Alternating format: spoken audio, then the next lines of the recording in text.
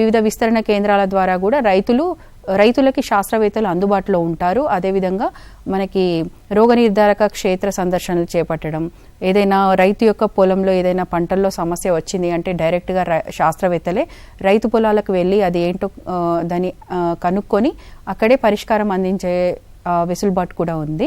అదేవిధంగా ఈ శిక్షణ కార్యక్రమాలు కృషి విజ్ఞాన కేంద్రాలే కావచ్చు, ఏరువాక కేంద్రాలు కావచ్చు, ప్రతి జిల్లాలో అందుబాటులో ఉన్నాయి. ఆ జిల్లాలో రైతులకి శిక్షణ కార్యక్రమాలు ఏర్పాటు చేయడం ద్వారా, అదేవిధంగా కిసాన్ మేళాలు ఏర్పాటు చేయడం ద్వారా నూతన సాంకేతిక పరిజ్ఞానాన్ని రైతులకి తీసుకురావడం జరుగుతుంది. సో అంతేకాకుండా టోల్ ఫ్రీ నంబర్, కిసాన్ సారథి టోల్ ఫ్రీ నంబర్ 18002147 అనేటువంటి నంబర్కి కనుక రైతులు కాల్ చేసినట్లయితే ఆ జిల్లాలో ఉన్నటువంటి శాస్త్రవేత్తలకి ఈ కాల్ వెళ్తుందన్నమాట.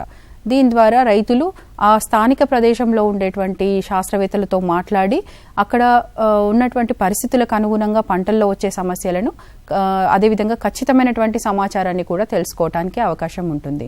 అదేవిధంగా మనకి ఇండియన్ మెట్రలాజికల్ డిపార్ట్మెంట్ అందించేటువంటి వాతావరణ సమాచారాన్ని కూడా ఈ కృషి విజ్ఞాన కేంద్రాల ద్వారా మనం రైతులకి బులెటిన్ల రూపంలో ప్రతి మంగళవారం అదేవిధంగా శుక్రవారం వాతావరణ బులెటిన్లను రైతులకి అందిస్తూ ఉన్నామన్నమాట. ఇది కిసాన్ సారథి యాప్ ద్వారా, అదేవిధంగా వాట్సాప్ గ్రూపుల ద్వారా వివిధ గ్రామాలకి, అదేవిధంగా రైతు వేదికల వాట్సాప్ గ్రూపులకి కూడా అందించడం జరుగుతుంది.